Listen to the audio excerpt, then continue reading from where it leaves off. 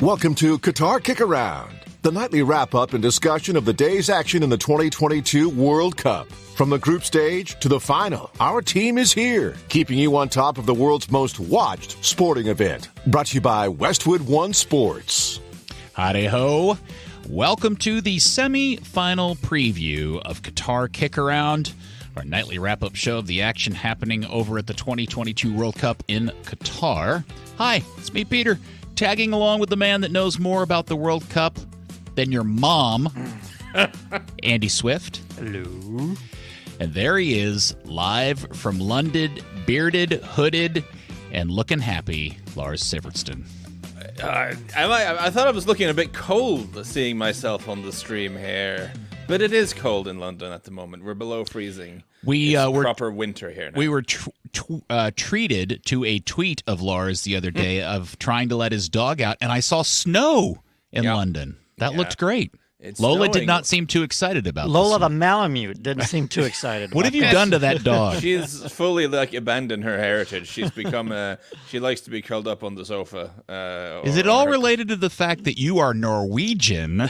Well, and you're bundled up?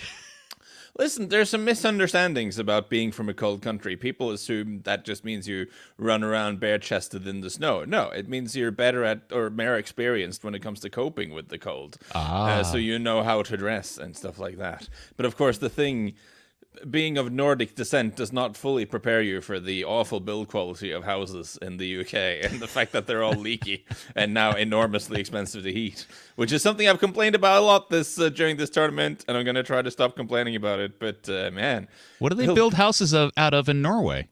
Well, we make sure they're not leaky. That's they for seal one them. Yeah, There's no drafts. Yes, it's the drafts that get you, right? Absolutely right.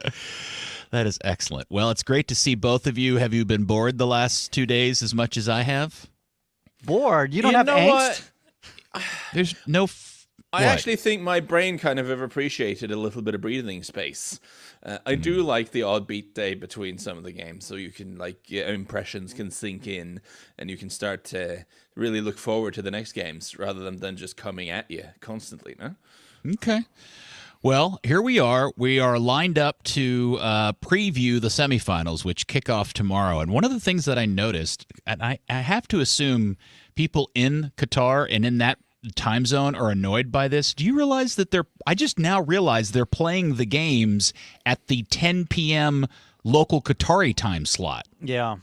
That's to make both Europe and the United States, the Americas. Yeah, but they're not playing. But the too. final is the morning slot. It's the 9 a.m. slot, right? Or Dallas time 9 a.m. Yeah, which is their 7 o'clock primetime slot. Right.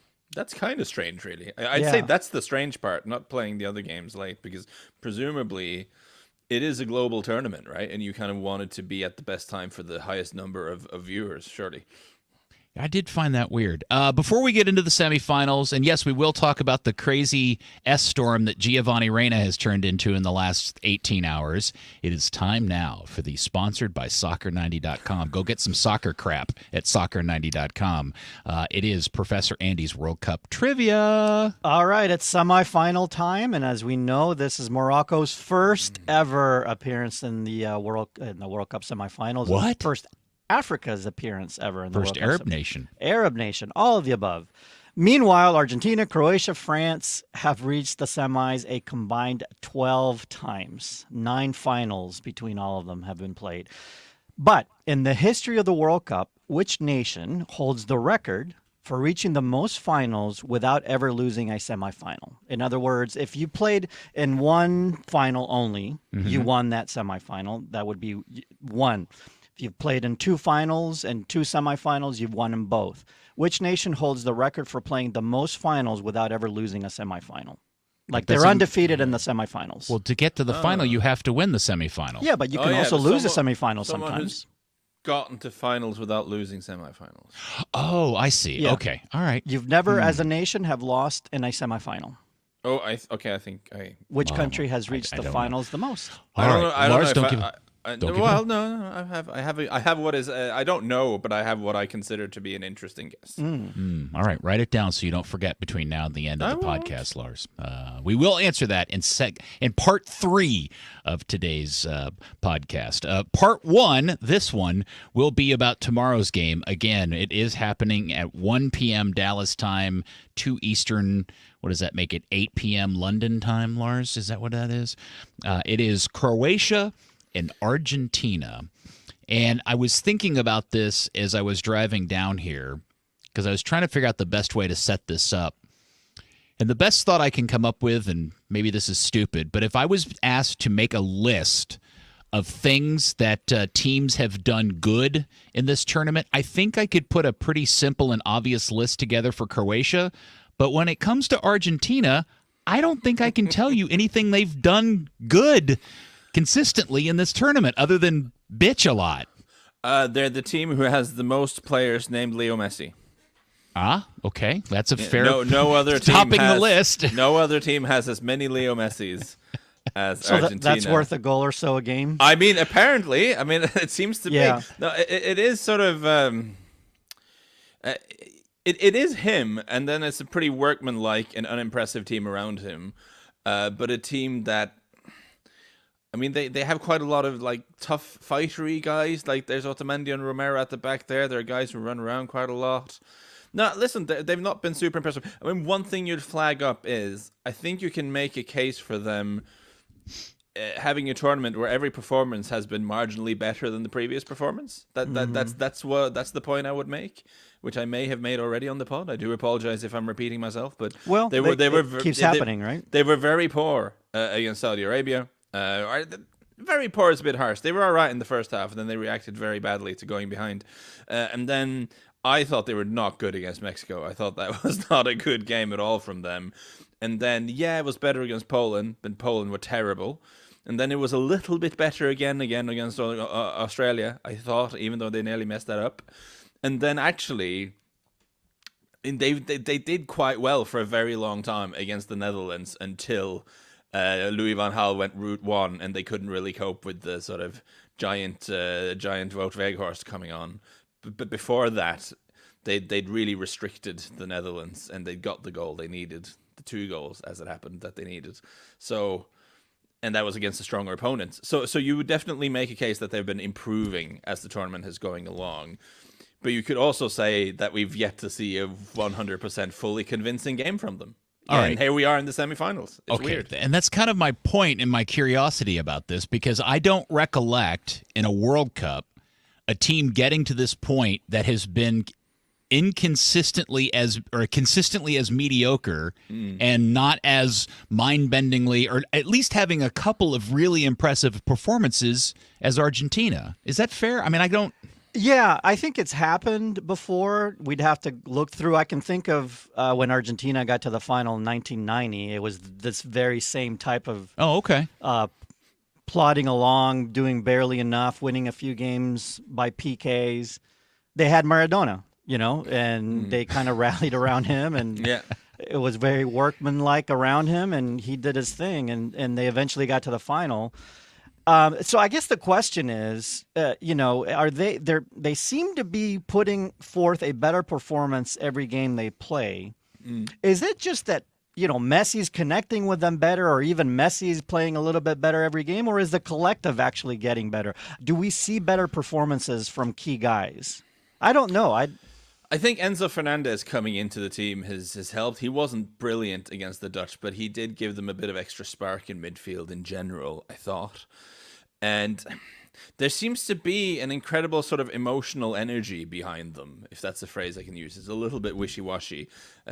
Peter in particular will know that I prefer stats and hard facts to sort of psychoanalysis and talk of emotion and stuff. But you have to see, there is this sort of emotional charge to this Argentina team. They're a fairly aggressive bunch, which I think helps them. One little minor thing that I heard from an acquaintance of mine, Miguel Delaney, over here in the press in the UK, he made the point that he's been doing the mixed zone out in Qatar, like the interview zone after the games. and Argentina consistently spend a lot of time in the dressing room before coming out. And he thinks it has something to do with the sort of, they've really been celebrating those wins. You know, they were even criticized a little bit after Australia because they celebrated like they won the World Cup, whereas what they've done, they'd beaten Australia. Like, why are you guys going crazy? But there's something about how they're really reveling in the positive emotions after winning and taking their time enjoying the being in the dressing room after winning a World Cup game before coming out. And there is a sense that they're kind of, the emotional side of this is something that's driving the team on. What is the deal with the ongoing narrative that I now have seen spread beyond a few Portuguese players, that there's the whole Messi Argentina winning the World Cup is in? Like, what is the genesis of that? Appeared elsewhere? Oh, yeah. Nonsense. And I don't know if maybe that started something and other people have picked up on it, but I don't know if there's anything. I know it, yes, I agree. It is total nonsense, but I didn't know if it had a genesis in other things or if it's just Pepe and Bruno sulky. Just being unhappy. Okay. Yeah. I mean, I see no cause for that whatsoever. And, I mean, really, I thought those comments from Pepe and Bruno Fernando were totally and utterly embarrassing. The idea that the referee tried to get them out of the tournament because they're so good and so scary. How about you try to beat Morocco then? How about you at least be the better team against Morocco, which you weren't? Right. No, they weren't. Absolutely embarrassing. And I'd say they behave like school children, but you know what? I've been in touch with many school children in my life who've been more mature than that. So, you know, they got a way to go. All right. So, despite everything we've said about Argentina, they're still the heavy favorite tomorrow. Are they? I don't know. Are. Lars, what's the line, Lars? The betting. I would think they are. I would say slightly narrower favorites. Oh, narrower, but still the favorite. Yeah. Okay. So it's So it's one of those. It's similar to the US versus Holland in that it's close to 50-50 between Argentina and any other results in the game. Okay, because I guess what we're hearing is there's a good chance that Di Maria is coming back. Yeah, and I think he helps them as much as he's not. He's continuously disrespected by the pundits in the UK because he didn't have a great time at Man United, and people in this country generally don't watch football outside of their own little tournaments. But he has been a very important player for this Argentina national team. And I think especially with Giovanni Lo Celso not available for the tournament, Di Maria is one who has a sort of a footballing rapport with Messi. So I think having him on the field would help them if they can get him fit. I'm also intrigued. Like, one of the moments of the quarterfinals, and I wonder if we undersold it a little bit on the pod, was Lautaro Martinez netting that winning penalty. Because Lautaro Martinez was kind of having a nightmare tournament so far. Oh, yeah. You know, he went in as their sort of number one striker, coming off a really good last season for Inter and a good start to this season for Inter, scoring a lot of goals, and having scored a lot of goals from Argentina. He was sort of meant to be the guy for them. And as you'll remember in the first half against Saudi Arabia, you know, without VAR, he would have had 2 goals in that game, right? But they were narrowly offside. They were chalked off. And then he has a really bad game against Mexico and basically gets dropped for Alvarez. And in the Australia game, he comes on and has one awful miss in particular. And he's just looking stone cold. Like people are making jokes about him being Lautaro Higuain in reference. Oh no, that is the worst of insults. In reference to the 2014 World Cup in particular. So all of this is negativity suddenly is around Lautaro Martinez, who looks against Australia looked bereft of confidence. And yeah, who is the guy who ends up having to step up to take the last penalty in the shootout against Holland? It's Lautaro Martinez who does it, and he tucks it away. You know, he doesn't shy the responsibility. He doesn't hide and ask someone else to do it. He steps up and he scores the penalty, which I know was a big moment for him. Whether that puts him back in the team ahead of Alvarez, I'm not convinced, because you know Alvarez just looks a little bit sharper and a little bit quicker, but that was an interesting one anyway. His body language, I've noticed with Lautaro Martinez, has been such that you question, you know, it's getting to him. And when he did step up to take the fifth, I thought to myself, I mean, it's a great point you're making. I thought to myself, man, I don't know if this is the right guy to take their fifth kick for them, if you're them. No, but me too. He put it away, so... All right, let's flip over and take a look at the Croatians. And I do think there is a kind of on the down low, quiet level of not giving the Croats enough credit, because it's, if you really begin to think about the marvelous story of this country and the fact that a nation of 4 million people are this close to playing in their second consecutive World Cup final, right? When you look on the scale of the probability scale of nations making the World Cup final, Croatia, just on paper, is closer to Morocco than it is to the Netherlands or any of these other countries, right?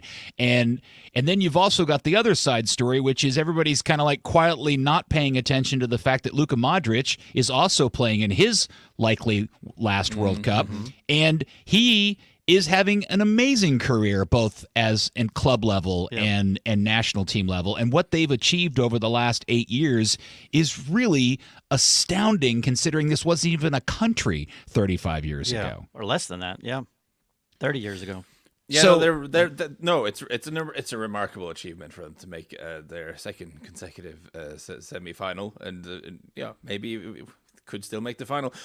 I think there's a theme emerging with these two teams, though, because again with Croatia, you could absolutely argue that so far in the tournament they've only really looked convincing in one game against Canada, where they took on what's the least patronizing? Spunky? What's the least patronizing way I can say this? An enthusiastic Canada with a lot of running power and a lot of will, and they just taught them a lesson, really, in terms of how to exploit the gaps that were left and all this sort of stuff. But aside from that, really, these two teams put together, you could argue that between them, they've only played one super impressive game in this tournament. But it comes back to something we've been speaking about consistently on this series of ours.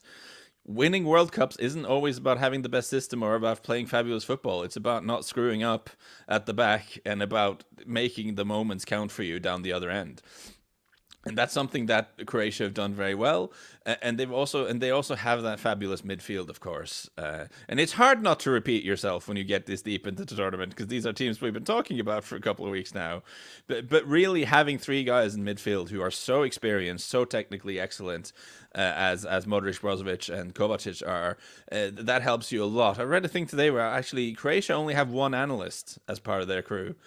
They have a smaller staff than most of the other sort of big nations at the World Cup, because they want a very sort of tight-knit group. And I also think with some of these guys, I'm a big believer in preparation and analysis and all this sort of stuff, but with Modric and Brozovic and Kovacic, those guys know what to do. They know how to be a midfielder. They know how to read a game and understand what is required of them in what segments of the game. So you have such really strong, experienced characters on the field there who can just take responsibility and control things. And Modric is central to that. I think the midfield actually is key to them being able to do this with, the legs. We talk about the issue with legs, right? That they've played a few guys a lot. But it's that ability to possess in midfield when needed. Like, now we need to possess guys, and they can just do it skillfully, do it not easily, but they're comfortable doing it without feeling the pressure of a press, just to rest. And I think that's been key to this run. And I think also, like, their midfield is so good. We don't talk a lot about how well they've done defensively, but I mean, their center backs have been really good. Yeah, Guardiola, already a young man in demand at club level, someone who's really stepped up and has he been great. Center back of the tournament? I think the Moroccans have got to have that's a good point. The Moroccans good, but he's Guardiola's been very good. Yeah, and actually, you know what? Dejan Lovren next to him, and having a good tournament. Lovren is mocked. crazy. I know, but he always does well with the national team. At the club level, not so much, but he steps it up with the badge.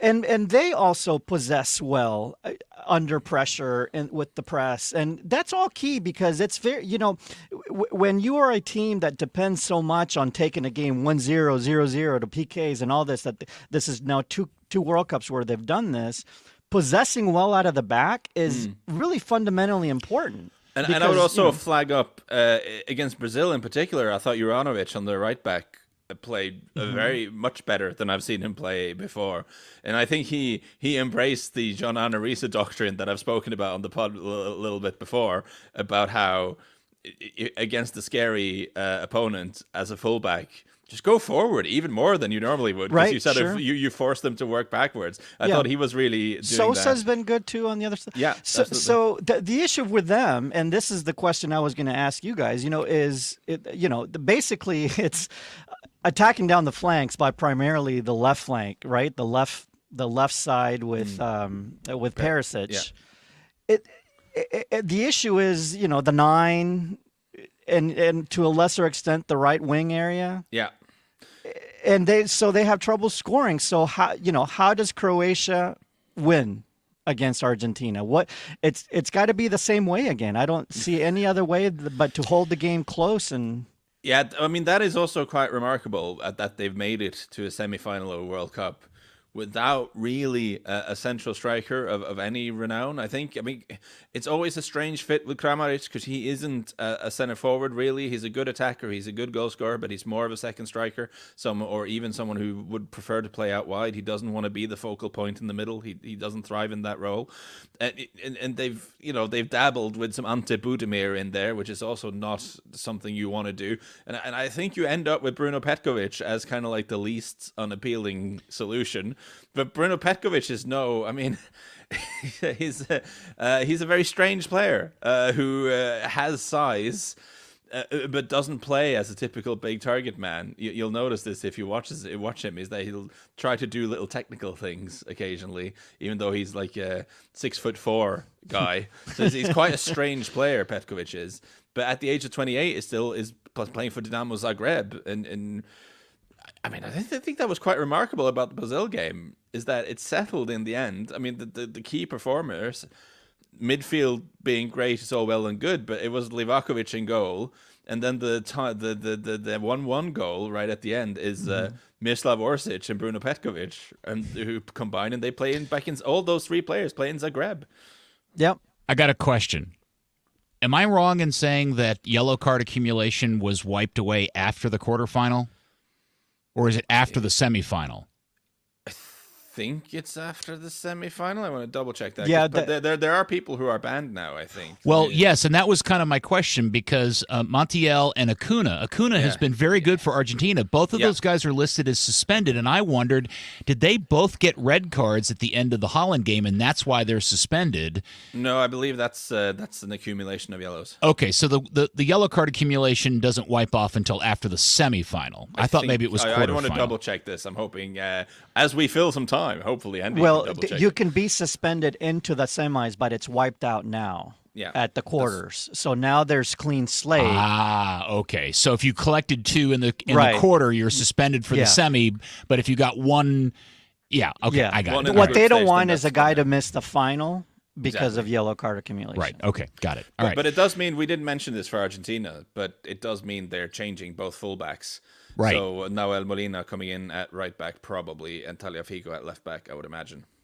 Interesting. All right. Well, that game kicks off tomorrow, 1:00 Dallas time. It will be a good one. Andy, you holding it together? Yeah. You start to feel angst when you get this far, and you didn't expect to get this far. Obviously, now you start overthinking things. Lars, what's your prediction, real quick? Well, really cagey, I think. But I actually want to throw this to Andy. Are you more thinking this is an Argentina team that's looked labored, that's looked unimpressive, and then you're thinking you can get past them? Or are you thinking, oh my God, it's Lionel Messi, this is going to be bad? I'm going with I will continue my pessimistic outlook that the legs are tired and Modric has played so many minutes and it's got to catch up eventually. And so now I'm like, oh, it didn't catch up. It didn't catch up. Okay, now it's going to catch up. Right. Nothing to do with Messi and Argentina. All about just the guys are just going to, they're going to get to that point where. So you're just thinking it's like 5-0 Argentina. No, tomorrow? I think I'll throw out my prediction. I think it's going to be close. They're going to fight and keep it close, and then it's just at the end some silly goal is going to be scored, and it'll be 1-0 Argentina in regulation. Yeah. Okay, Lars. It's not a bad. I think they'll take it to extra time again, man. I think this is this. Well, then watch out if that happens.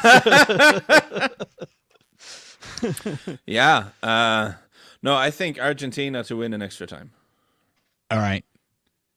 I'm Let's taking for the purposes of prediction. Let's say 1-0. All right, I have. I'm on the record as having Argentina all the way through, again and again because of the messy ending story. But I just have this weird feeling: Croatia and penalties.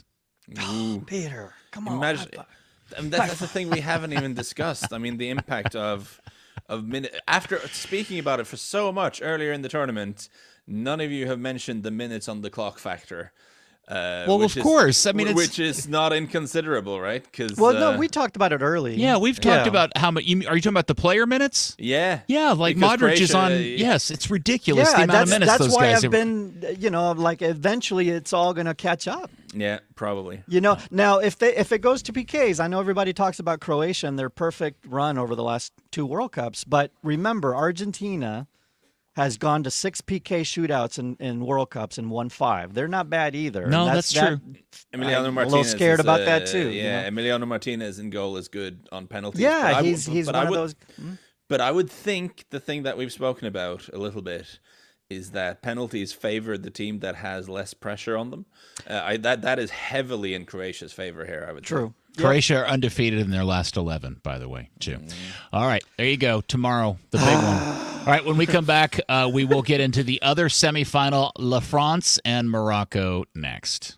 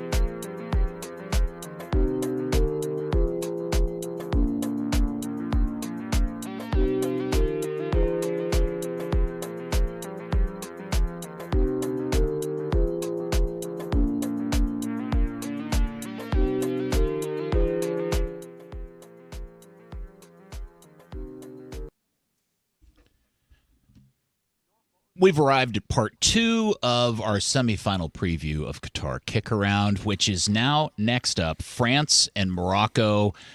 What an interesting pairing for a semifinal this is. Everybody knows Morocco's the first African nation, first Arab nation to qualify for the semifinals. They are undefeated in their last 10 matches. Yeah.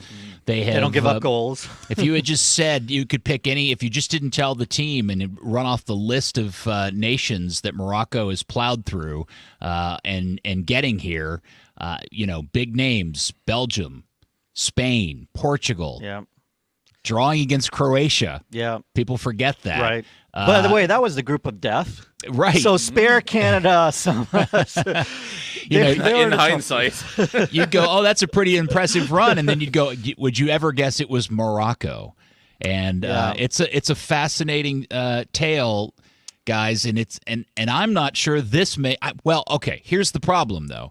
If you look at the current running list of the injury list for Morocco, Lars, unless you've heard something else, it's possible that Morocco may have to start essentially their back 4B team, like they had to end the previous game.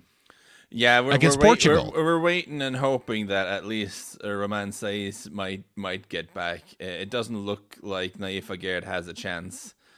And then it's Mazraoui is also doubtful. So Hakimi's going to be there, but you definitely have a second string pair of center halves. And and your second choice left back. Though Atiat Allah, the second choice left back, was really good in the last game, so that wouldn't worry me that much. But it's the two, Saif and Agard showed themselves to be a really serious center half pairing. And then I was surprised to find out that Hakim Ziyech is actually now listed as doubtful for the game. Well, I hadn't seen. He came off against Portugal with some kind of knock, and apparently there was something about how he'd been chomping some painkillers. But I'd be baffled if he wasn't. Yeah, I didn't see. Did that just come through, Peter? He's on the injury list. Is listed as doubtful. Yeah. Wow. Yeah. Okay. Well, that's not a good thing. Chidera is suspended. They've got one suspension in Chidera. Yeah. Saiss is listed as doubtful. Marouzi is listed as doubtful. Agard is listed as doubtful. Ziyech and Sabrini. Oh.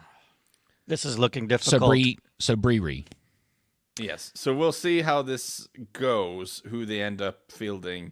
But I mean, I talk about Argentina possibly being fueled by emotional energy. I mean, good Lord, this is very similar stuff with Morocco, who have just an army of supporters there who have, I mean, we should stress the Arab world is a large and diverse part of the planet, but they do seem to have largely rallied behind Morocco here, and that they've got a lot of people behind them for this one. We have an example about that. I mean, we just here where we come and record the podcast, and there's an attendant in the garage that we see daily, and he's very friendly. And finally, last night, or whenever we came, the night before last, right, we asked him, "Hey, where are you from?" And he said Ethiopia. And he's all about Morocco. I mean, he is 100%. He was aware of the run. And it's like it is unifying a large part of the world, and they're all behind this team. Did I hear him right at the very end of our conversation? He said something to the effect of, "It would be great for something good to happen like that." Yeah, for African soccer is what he was saying. This is great for African soccer. So you have the Africa, behind it. You have a lot of the Arab world, right? Yeah. And then also, I think, this is an intangible, but it is real because the people feel it. And if the people feel it, it is real. It's that they beat Spain, they beat Portugal, and now they go up against France.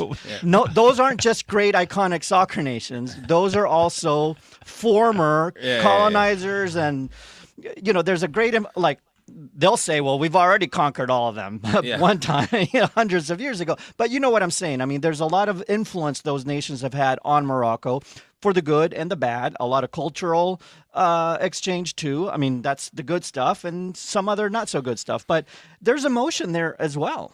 It was a funny tweet that was out a couple days ago that said from Ralph Hanna that said Morocco out there conquering Spain and Portugal in a few days like it is 711 AD. Yes. They weren't able to get into France, though. They tried. So, it's just going to be emblematic of that. But France, of course, are their most recent colonizers. Yes, the country, right. When they became independent. They're the country they became independent from. So obviously that is an intriguing subplot here. You have some French-born players. Not that many. You have a lot of foreign-born players, but not a lot of French-born. Roman Saiss, as we mentioned, in defense. Soufiane Boufal, my sort of low-key favorite on the wings. And Amina Harit, who's not available because of injury, unfortunately. But there is a lot of guys who will have played in the French league as well in this squad. Including them in the coach. Walid Regragui is born in France, actually, even though he's played. I saw a photo of him at I don't know what club it was, but it was a photo from like 2007 where he was on the same team as Giroud, as a matter of fact. Yeah, Montpellier that will have been at, I would imagine. Possibly? Or I thought Grenoble? It began with a G. But Grenoble, possibly? Yeah, I think that's what it was. Yeah, Grenoble. Very good. Boy, if you think Giroud's handsome now, Lars, you should have seen him in 2007 when he was. Was he in his prime? Oh my gosh! I consider this to be Giroud's supermodel. Yeah, but no, it's an extraordinary story with Morocco, and we should stress. I mean, I keep doing this, talking about them as the sort of plucky underdog, but they've been well worth it. I thought they were just the better team, full stop, against Portugal, in particular against Portugal. Nothing undeserving about them being in the semifinal, getting to the semifinals. And a little bit better finishing in a couple instances. They would have won that game by more than one goal, right? Yes, they had a couple of breakaway opportunities and just didn't finish them. Especially Walid Chadira in particular, who's a very chaotic presence up front off the bench, who's banned from this one, which is a bit sad. But he's someone who had some chances. So, it's going to be interesting. But they are up against a ferocious opponent in the shape of France, I have to say. Yes, I mean that's a good way to put it. Now they were outplayed against England. Is that a concern? For portions of the game. Yeah. Portions of the game. You did kind of maybe that's just me being pessimistic on England's behalf, but you did often have a sense that if they wanted to and needed to, they could go through the gears a little bit and maybe possibly. But there is a balancing act with this team because they try not to expose themselves too much at the back because there are some defensive vulnerabilities there. And I guess that's what Morocco will be hoping to exploit. The fact that we've seen repeatedly, and England gave another example of that, is that when you do manage to attack France, they don't love it. They're not amazing defensively for all the scary names on the lineup. So, Peter, the way Morocco plays, is this a game where Mbappe may not be the key figure for France because there will be less space for him to exploit, right? I mean, Morocco's not going to allow a lot of space to be open for him. I think the problem there is just one-on-one matchups, just quality of player up. Do they have a Kyle Walker type that can address him? Hakimi's on the other side, it's a funny one with Hakimi because he's not the most defensively sound of right backs, but what he is unbelievably fast. Right. So he is one of the few players in the tournament, full stop, who I think can hang with Mbappe when it comes to speed. So that's not the worst matchup in the world. That's right. He is on the same side. I'm sorry. I was thinking Hakimi was on the left. No, you're right. Yeah. Hakimi, and now it's more. What Andy's referring to, I think, is more the issue of how the tactical side of it will play out. The fact that Morocco likes to sit quite deep. Yes. That Mbappe is unlikely to get that much space to run into. I think will be an important, if we get the type of game we think we'll get, which is Morocco trying to break down a fairly deep and low block. France trying to break down a low block on Morocco's side. I think left back Theo Hernandez has an important role to play here because he's a very good attacking left back, and you'll want to try to create some overloads on the flank to try to get in behind him, maybe put some crosses in. So I think, and of course, I think you know where I'm going as well. Yeah. I mean, it is my sweet Prince Giroud. I think it might be that they end up having to put a lot of crosses in the box because Morocco isn't giving them a lot of space. And they have, and that's when Morocco will have to face something they didn't really face, I think, against Spain or Portugal, which is a proper thoroughbred number 9 target man in the box. One of the things that I thought about after the England game was very quietly having one of the best, most surprising tournaments, considering that he's being asked to play. I think I'm correct in saying somewhat out of position is Griezmann. He's playing the 10, one of the things that I was really impressed by with Griezmann in the England game was his willingness to commit the tactical foul. And, he got away with, I think, 4 or 5 before he finally got the yellow card. But every time England won a ball, he was clipping somebody and getting the foul, stopping the play. And that's just not something I would anticipate out of him. And he's been so good. And I think he's another guy you're just going to have to watch in this game with that type of, trying to unlock a deep lying team. Lars, I thought you were going to say it was him, that he was going to be the key. I thought that's who you were going to mention. So I think he has a good candidacy for sort of the thinking man's player of the tournament so far. Sure, yeah. Because he's being asked to play quite a demanding role because I think... Well, he is fresh, Lars. Yes, because of this sort of contractual situation he's been through. But because injuries have kind of forced Deschamps into playing a much more attacking team than he normally would have, with Theo Hernandez, who doesn't defend very well at left back, with Mbappe and Dembele on each flank, neither of which have, huge defensive acumen. You really need Griezmann to help out further deeper areas.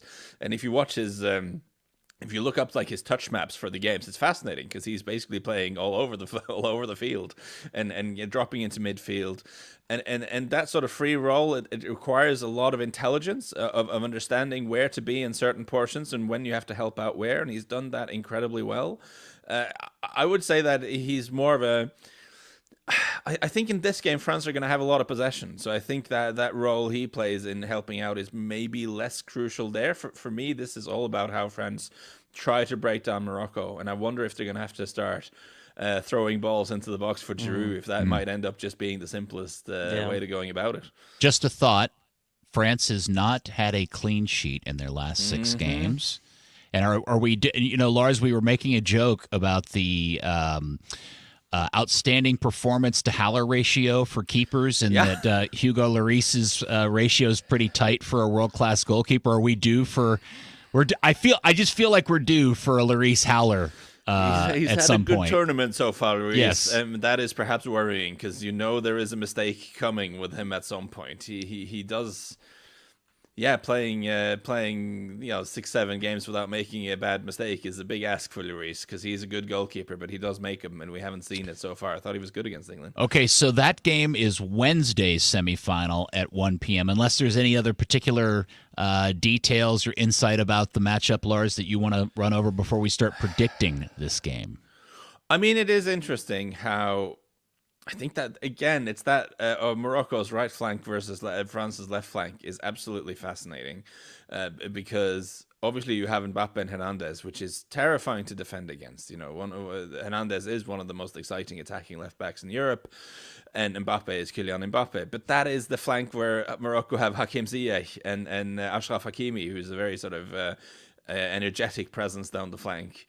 So I just think that's such a fun matchup, and to see which way that breaks. And you're right in pointing out that France haven't really held a clean sheet yet. It's not impossible to score against them.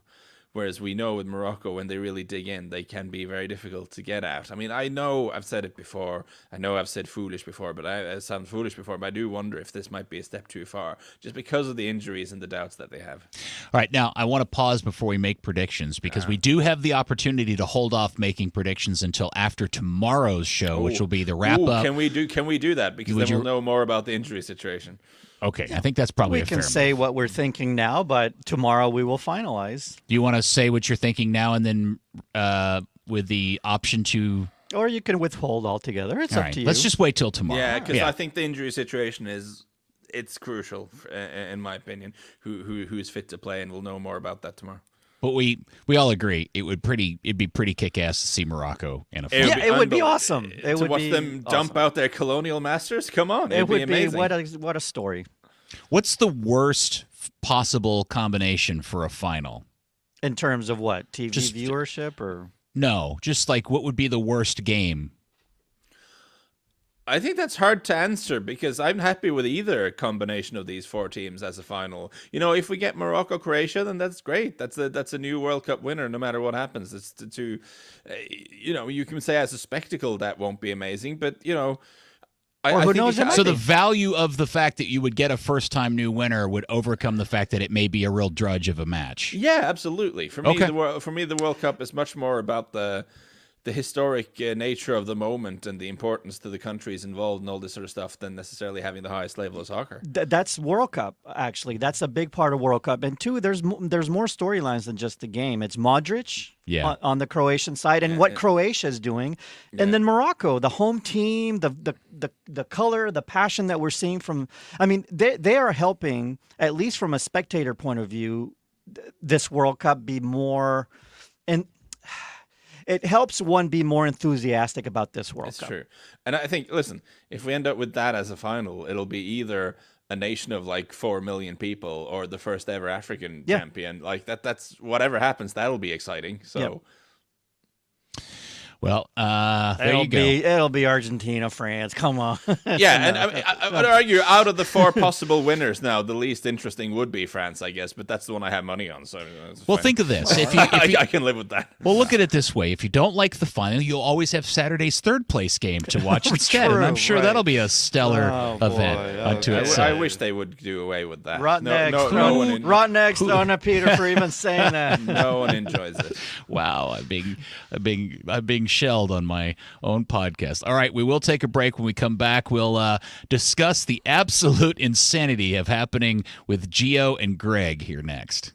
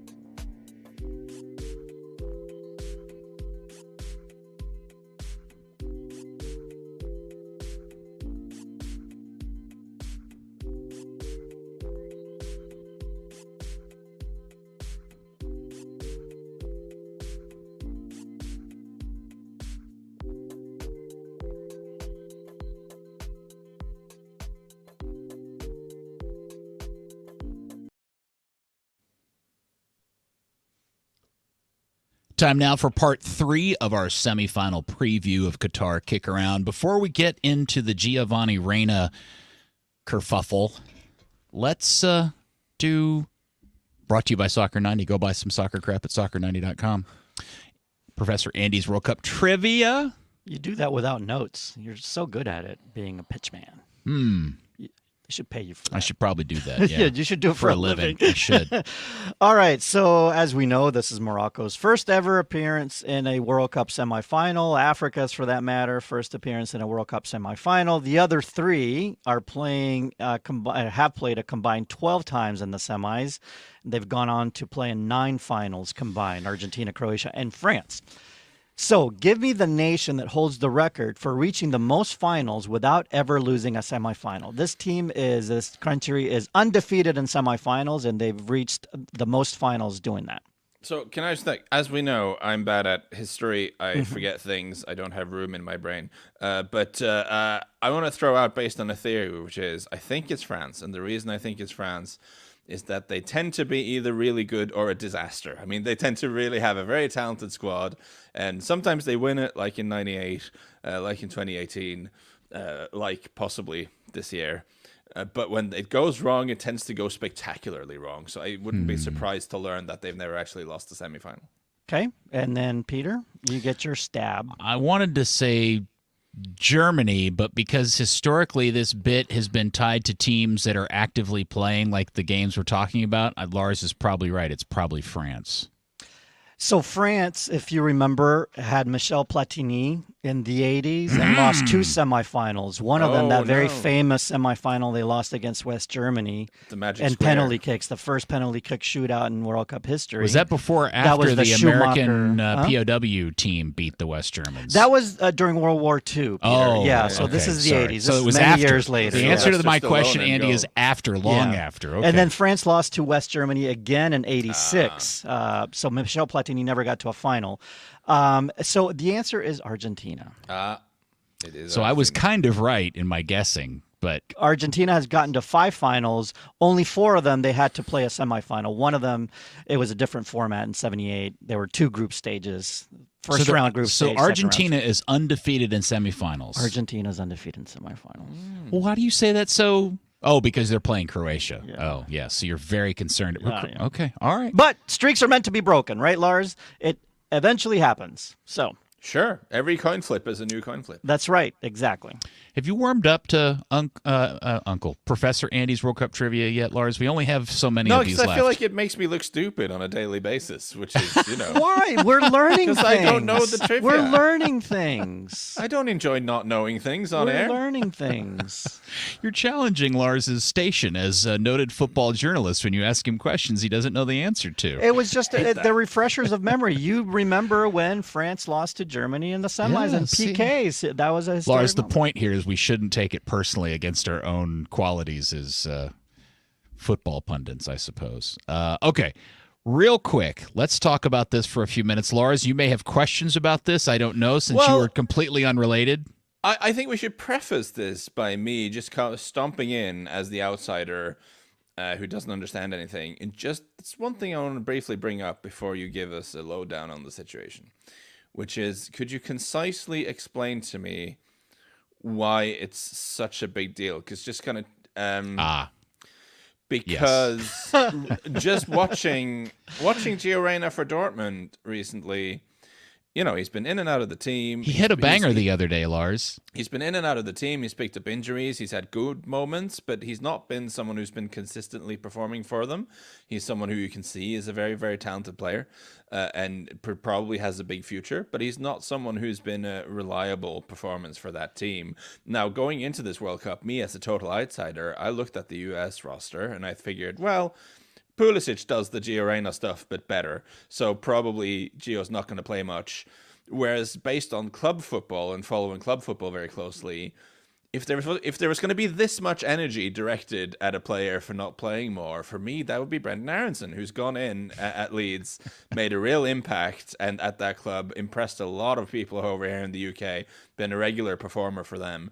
Now, if you're going to be very upset about a guy, it would make more sense to me to be upset about him not playing more. So, hold on, I'm going to let Andy. So I would like you two Yes. guys more steeped in US soccer. Yes, Explain to me why Gio is such an emotive subject to so many people. I'm going to let Andy explain this, but I'm going to welcome you into the incredibly warm piss water that is U.S. soccer fandom, because this is all somehow mysteriously tied to Major League Soccer and how things are operated. Yeah, so, no, Andy, I'm going to let Peter explain that. I'm going to commend you for your answer, and that's a very and it's an answer that we should save and type up and then just post for all those that are all up in arms, because it's a very objective and non-U.S. supporter, follower of the U.S. national team way of looking at things. It's also very rational, and it's also very much what a coach would think about. Observational, Observational from somebody that knows his game. And you're exactly right, Lars. I mean, what you answered is the proper way to look at this. But I'm hoping to be enlightened, because I'm genuinely curious about why this is there's where so Peter much will fury show about you. it. All right. So all of this, and again, this is subjective to some degree, but I believe that I'm correct in saying that and this won't make sense to you initially, but I'll explain it in a little. If Greg was not Jay's brother, everybody's opinion of Berhalter as a coach would be significantly different, and in most cases, I think vastly improved. But there is such a fracture within the U.S. soccer fan base that is tied around how U.S. soccer has been operated and who has been operating it. And in many particular matters, people are right to be upset about how things have been run and operated. But the hiring of Greg Berhalter was problematic from minute one, because he was the brother of the guy running the organization that everybody was already pissed off at a very, very deep level for a whole host of reasons prior to him being hired. So when Greg got hired, he immediately got labeled with all sorts of hate and not qualified, nepotism. I mean, one of the websites that I really enjoy reading for soccer content let some knucklehead post an article today that was still complaining about nepotism after all this time. So when you see all of this, I think the majority of people who are complaining about the Giovanni Reyna and making a giant deal out of this and how Berhalter handled it, I bet it all ties back to their original opinion about how he got hired in the first place. Yeah, I for the most part agree, Peter. I don't know if it's to that extent that everybody doesn't like him because of that reason, but it snowballs on you. And if there's if there's a part of U.S. soccer fandom that believes that, and then they spread the word, and it just kind of becomes a self-perpetuating label, right? And a reason to not like him. He's also earned some of Sure. I mean, early on and through his tenure, he's had his issues. He's also improved as a coach of the national team, and he was a much better club coach than he initially was a national team coach, all that stuff. The point is that there's a large segment of the people that follow the national team, the U.S. national team, that are just looking for reasons to bag on Greg some more. Mm-hmm. And this was another reason, not playing him. So when this came out, it's like, but you can also place blame on Greg for even talking about it publicly. Yeah, we'll get to that in just a second. Yeah. Let's talk about that in a second. And so let me say, I want to answer your thing, Andy. I don't think everybody necessarily feels this way, but my experience is, in discussing this with people who don't like Berhalter as a coach have beginnings and foundations of their dislike with him that, if you dig long enough, goes, well, and he got hired because his brother was the guy running the organization. And they hear, right. Yeah, exactly. And then it runs that way. Now, Lars, back to your question about the differences between Reyna and Aronson, gets into even a more messy, awful part of U.S. soccer fan base, which is the reason why is because Giovanni Reyna is not a Major League Soccer product. He essentially bypassed that entire system and went straight to Europe and is a European cultured player, where Aronson is a kid that came up through an MLS academy all the way through, played for an MLS team, and then made the move. And that's why I think people are all very, very sensitive about Gio, because he's one of our real players. But those snobs should look at which European club he went to, which is RB Salzburg, which is one of the sort of foremost finishing schools for talent in Europe. That's where we sent Erling Haaland, and look what he turned out to be. There's very few.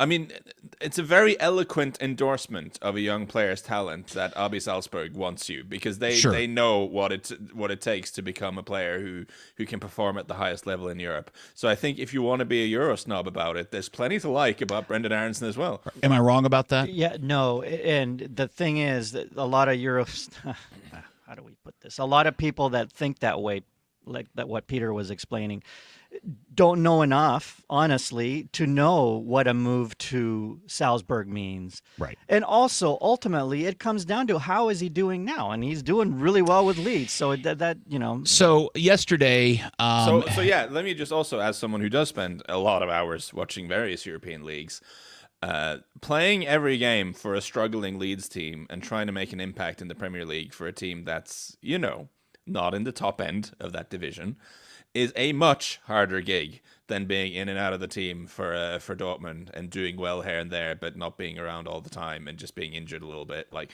one of those two things are more difficult than the other. Yeah, I think a lot of this comes down to what happened in the last 24 hours, which is a lot of, when he didn't start the Wales game, there was a lot of noise, and there was some leaks coming out from Qatar, back from the U.S. People and some of the media guys that were aware of what was going on but could not report on it, that something had happened between Berhalter and Reyna. We now know what that is, and it turned out that there was something significant enough in terms of him not playing as well as he should, or the amount of effort, that he eventually was put in a position where he had to apologize to the rest of the team. There's this rumor about a vote as to whether or not they were going to send him home, and all sorts of weird stuff. And what makes this whole situation problematic is that apparently Berhalter, after returning to the United States, went to some sort of management seminar about how you manage people, and he made comments but didn't name Gio. And he was under the impression that this was all off the record and not to be republished anywhere. Well, comments of his got republished on a website related to the event.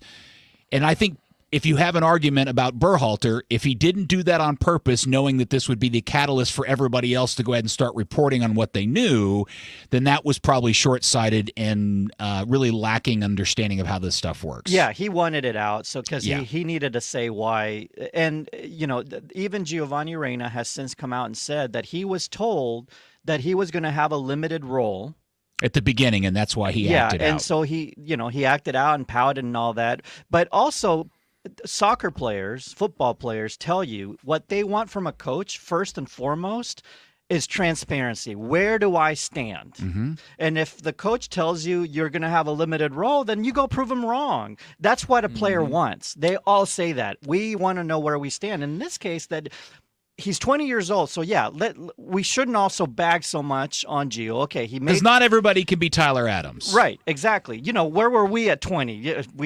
Exactly. So, but what I want to bring up, and I don't, when Weston McKennie had his moment of being 20 years old, right, there was a huge uproar about Weston doing that, and he should be booted off the team, and he was wrong, and I can't believe they're even taking him back on the team. Where is that energy towards Gio for doing what he did? Because this is all built around people who just don't want Berhalter to be the manager of this team anymore, and this is just more fuel for that particular that fire. Look, I've told this story a few times because this is a weird deal. But back in April. And I may have even told this story on the show. I don't remember. But at the time that I got sent to me, I just thought it was weird and just kind of a weird side note. But back in April, a friend of mine whose opinion about this game that I really respect took his son to the U.S.-Panama qualifier in Florida. And he texted me from the game. He was so excited because Gio was on the team. He was on the roster, but he didn't start. And if you remember, there were rumors at the time that there was an illness going through the team. And Gio didn't start that game. Well, the U.S. wins that game. It's a critical win.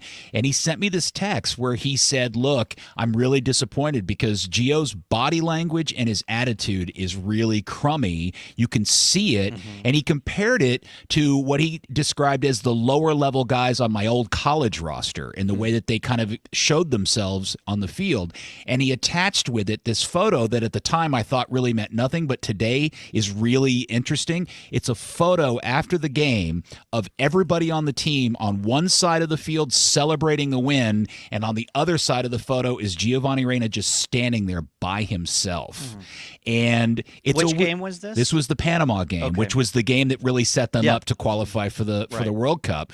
And he didn't start that game, and there was a lot of noise about that. And I guess my point being in all of this is in adding that into this kind of context that we've gotten in the last 24 hours is it all kind of connects that he's just a young guy and he's competitive and he likes things to go his way, and when he doesn't know how to calculate that very well. And these are learning lessons. I mean, this is how you learn, and these are experiences, and he's going to be part of the national team picture, right? I mean, he is. He has to be. Talented player. And the question is he, as long as Berhalter if Berhalter gets rehired, and all of those things that we have to deal with. So, but Lars, in terms of what's happening over here, it has been nothing but the number 1 through number 10 topics on U.S. soccer Twitter for the last 24 hours, and it's been really strange to watch. Well, I can understand that because obviously he is someone who is undeniably very, very, very talented. And, came through and started getting minutes for Dortmund at a very young age. And, the 2020-2021 season, he started 23 games in the Bundesliga for Dortmund, which at the very young age he was then is not nothing. I can understand why that's something a lot of people got excited about. Well, when your countryman Erling Haaland puts his arm around him and calls him Captain America and really hypes him up, that really was part of it too. Yeah, right? and there's no shortage of talent there, but he's also had a really bad time with injuries, which is not something that should be used against him as such. But the reality is that last season he started 6 games in the league all year for Dortmund. This season he started 3 so far. So stuff like that, like when you're going into a World Cup, obviously he plays on your mind. And when he did come on, he didn't look like he was fit enough to perform at the level that was required. Well, the big conversation is that when he says he was told he was going to have limited, involvement in the team, I think then the conversation becomes, well, why is Giovanni Reyna limited? And it's because of the types of teams that they were facing and the, more defensive-minded, all those things. Or to Lars's very simple black and white point. Started 3 games all year, and his role in the team is roughly what Pulisic does, and Pulisic does it better. You're just behind in the depth chart. Well, it's been very weird to watch because there are people who are so hardcore that they just, this is 1,000% Berhalter's fault, and Gio has no fault in it whatsoever. Yeah. And I find that I would love to talk to those people more directly and really dig into that because I just don't understand it. But even if we're being and we're trying to be fair to Gio here as well, when he admits himself that he didn't respond in the right way to being told his minutes would be limited and stuff, right? You can't say he's 0% at fault. That's at least that's a mature thing of him to do now. But it sounds like the discourse online needs to settle a little bit down and have some nuance injected into them, I think. It's Twitter. It's not a real place. All right. Very good. Okay. Well, here we go. We're at the very, very end of the road. Well, not very, very. We're close to the end of the road as we've got 2 semifinals tomorrow and Wednesday. We will do shows or podcasts both those days. What, Andy? I was going to say tomorrow, just, if anything, watch the game because it's either Messi or Modric's last World. Well, I have a feeling Messi's going to play another one. If it's in the U.S. and he's playing in Miami and the World Cup is in the U.S. Oh, okay. That's 39-year-old playing the 10. Yeah, and just comes in as a sub. And by the way, just a quick thought, because there's a possibility that this game could go to penalty kicks. If that is the case, the start of the live stream will probably push a little bit because Andy and I have to waddle our way down through the traffic to get here in time. So just watch. We'll have something posted to let everybody know when the stream's going to start. But it's definitely Modric's last World Cup. So well, I don't know. He's kind of a weird alien elf. Are you sure you want to put you for sure? That, give this guy a last look. All right, Lars. Thanks so much, man. It's great to talk to you again. No, great hanging out with you again. Looking forward to tomorrow. Andy, thank you, sir. Thanks for those of you watching the live stream, listening to the pod, blah, blah, blah. We will speak to you tomorrow after the first semifinal. Get stuck in when you're 50. Have a great evening.